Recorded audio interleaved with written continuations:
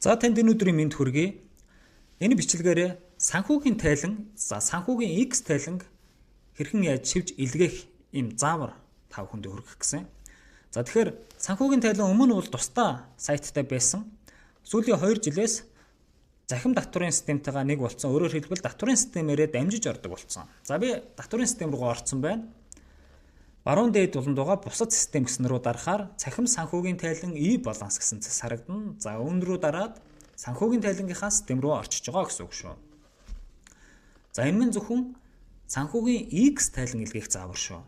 За гэхдээ тайлан шивэх, хадгалах, илгээх процесс бол яг ижилхэн. За ингээд цахим санхүүгийн тайлан руу орчхоор тань дээр холбогдсон байгууллагууд харагдаж байгаа. Ерөнхий нэгтлэн бодогч эсвэл захирлын эрхээрээ харагдана. Санхүүгийн тайлан илгээхдээ заавал ерөнхий нэгтлэн бодогчийн эрхээр орно. Үүнийг анхаарах ёстой. Ягаад тэгэхээр нэгтлэн бодох төлөвлөлийн хуулиараа ерөнхий нэгтлэн бодогч санхүүгийн тайлан гаргах эрх үүрэгтэй байдаг. За надад нэг X тайлантай компани бий. Тэр компани руу орчих.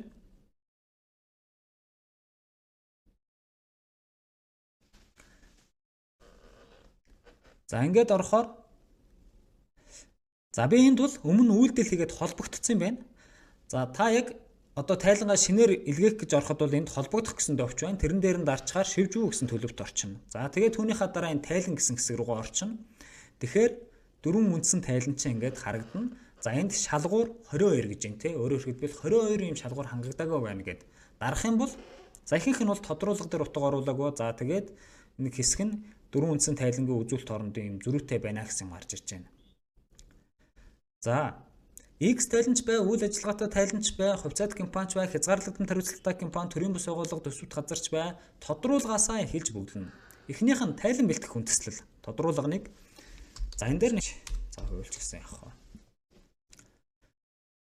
За нэгтлэн бод хүртгэлийн бодлогын өөрчлөлт гэж байна. За X тайлантай учраас би энийг хоосон орхичээ. Энэ дээр жишээлбэл юу бичих вэ гэхээр зүй нь бол нэгтлэн бод хүртгэлийн бодлогын баримт бичиг гэсэн зүйл байх ёстойг нэгтлэн бод хүртгэлийн хуулиараа шаарддаг. За тэгээд энэ манд энэ дээрээ танаа байгууллагын бодлого тайланд хугацаанд өөрчлөгдсөн бол тэр өөрчлөлтийнхөө энд тэмдэглэж оруулна гэсэн үг.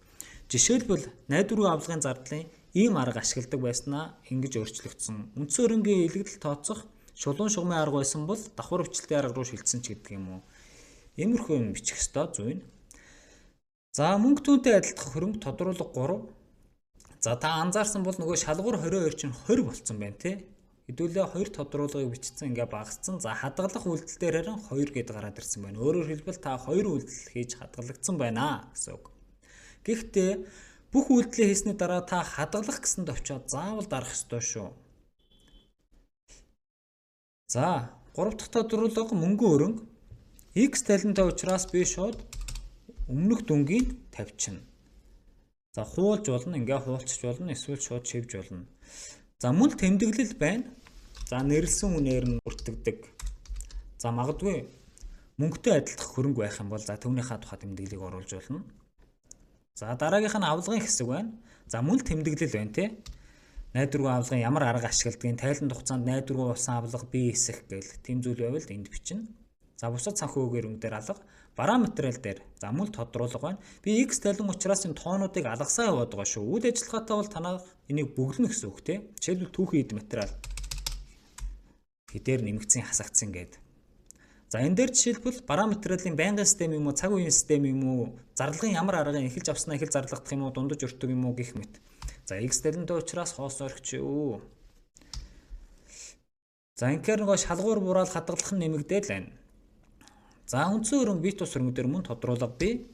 Үндсэн хөрөнгийн илэгдлийн ямар арга ашигладгийг, тайланд хугацаанд дахин үнэлгээ хийгдсэн юм уу, за бит тус хөрөнгийн мөн хоргодуулгын ямар арга ашигладгийг гэх мэт. Иймэрхүү юмнуудыг эндээ тэмдэглэл хэсэгт нь оруулж өгөх ёстой байна. За биологийн хөрөнгөтэй бол мөн энэ дээр тэмдэглэл оруулж болно. За хөрөнгө оруулалтын зориулалтаа үйл хөдлөх хөрөнгө юм байхгүй X тайлантай компани. За өр төлбөр дээр тодруулга дээр нэмэлт орцсон. Тус нь өр төлбөрүүдэд бүртгэхээс гадна 16-гийн 5 дээрээ нийлбэр байдлаар нь ингэж даасны өглөг, цалингийн өглөг, татварын өрөг гэж бүгддэг болсон байгаа шүү. За жишээлбэл энэ дээр те улсын байгууллагад нийт өр төлбөрийн тэдэн улсын байгууллагад тэдэн төрийн хувийн байгууллагч гэдэг юм уу ингээд оруулж болно. За тэгээ хугацаа хэтэрсэн үр төлбөр мөлбөр гээд. За эзний өмчийн хэсэг дээр энэ 10 сая төгрөгийн 4 сантаа юм байна. Энэ гэхдээ шарлаад байна те. За тэгэхээр энэ санхүүгийн байдлын тайлан дээр өмчийн хэсэг болохоор санхүүгийн байдлын тайлан дээрээ давхар гараас орж ирж байгаа.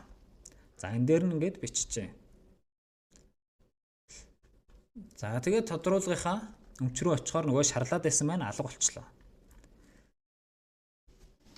За өмчтэй холбоотой ямар нэгэн өөрчлөлт юм гарсан бол тэрийг тэмдэглэх хэсэгт нь оруулна. За борлуулалтын орлого дээр бол тэмдэглэл тайлбар байхгүй.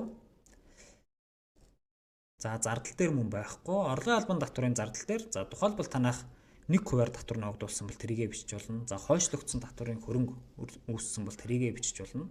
За манай хувьд л байхгүй. Хэдүүлээ X тайлангийн жишээ авч үзэж байгаа. За болзошгүй хөрөнгө авах төлбөр байхгүй. Балансын дараах үйл явдал, тайлгналын дараах үйл явдал. Энэ маань юу гэсэн үг вэ гэхээр санхүүгийн жил маань 12 сарын 31-нд дасалбар болчихдог Монгол улсын хувьд. Тэгвэл өнөөдөр 1 сарын 8 энэ хооронд өмнөх оны буюу 25 оны санхүүгийн тайлан нөлөө үзүүлэхээс томоохон үйл явдал гарсан бол тэрний талаар энд мэдээлэл оруулах хэрэгтэй байдаг байна. За тэгсэн чи одоо шалгуур 3 гэдээ байгаад байна те. Энэ дээрээ дарах юм бол за нэг юм 3 үзүүлэлтүүд байна те. Өмчийн өөрчлөлттэй холбоотой үзүүлэлтүүдээр зөрүү байна гэсэн байна. За өмчийн өөрчлөлтийн тайлан дээр очие 1124. За хоригдлогдсон ашиг.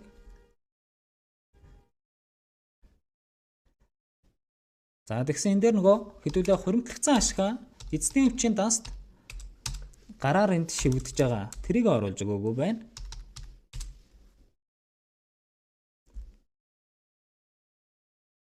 За ингээд нөгөө 3 шалгуур маань алга болчихлоо. Тэгээд өмнө хэлсэнчлэн хадгалах гэсэн энэ өвчин дээрээ та заавал дарах ёстой. За ингээ хадгаллаа. Тэнгуут илгээх төвч чинь гараад ирнэ. За гэхдээ илгээхээс өмнө судалгаа бүглэх ёстой.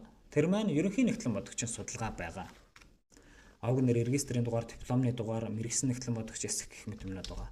За энэ дээр нь тайлбар дээр нь за эсвэл Монгол Улсын нэгтлэн бодох хүртгэлтийн тухай хууль, СТО-с, сангийн сайдын 361 249 гэсэн тушаал зааврын дагуу санхүүгийн тайлан акроас суурьаар ингэж хөтөлж илгээвч гэдэг юм уу. За ингээ нөгөө судалгааны хэсэг мань гараад ирнэ. За энийг бол та өөрөө бөглөчих бах. Тэгээ судалгаагаа хадгалах төвчд арчна. Үүний дараа тайлангаа илгээх нэ. Тэгэхээр таны тайлангийн шивж буй төлөвч нь илгээсэн төлөвтэй болчихно. За тэгээ тайланч баталгаачих юм бол хүлээн авсан төлөвтэй болчихно. Би үүнээс өмнө нэг компани X тайлан илгээсэн тэр даруйдаа мэйлээр та тайлангаа илгээсэн байна гэдэг юм notification ирдэг болцсон байлаа. Өмнө бол санхүүгийн тайлан дээр ирдэггүй байсан. За тэгээд та бас нэг анхаарах зүйл энэ төлөвөө хүлээн авсан болтол нь орж шалгаж байх ёстой шүү. За иймэрхүү мэдээлэл авахыг хүсвэл сувгийг минь дагаарай. За би сая судалгаагаа бүгэлчлөө. Одоо илгээх төвчөө дарлаа. За санамжаа зөвшөөрчлөө. Эвгэл биччихээ дөө. За тайлан илгээх. Ингээд амжилттай. Ингээд илгээлт буцаах гэдэг ингээ гараад ирж байна. Өөрөөр хэлбэл илгээгдсэн. За тайлан төр рүүгээ ороод харъя. Төлөв маань илгээсэн болчлоо тий. Энэ маань өмнөх оны тайлан шиг юм хүлээн авсан гэсэн ийм төлөвтэй болтол нь дахин хэлэхэд та орж тайлангаа харж байх ёстой шүү. За түүхээ харж болно. Excel файлаар татах боломжтой. Жишээлбэл түүх рүүгээ орохоор сая ингээд үүсгэсэн байна. За шивж эхэлсэн байна, хадгалсан байна, илгээсэн байна. За магадгүй санхүү төрийн сангаас буцаах юм бол буцаасан гэдэг энэ үйлдэл болгоно нь эндээс харагддаг байх нэ.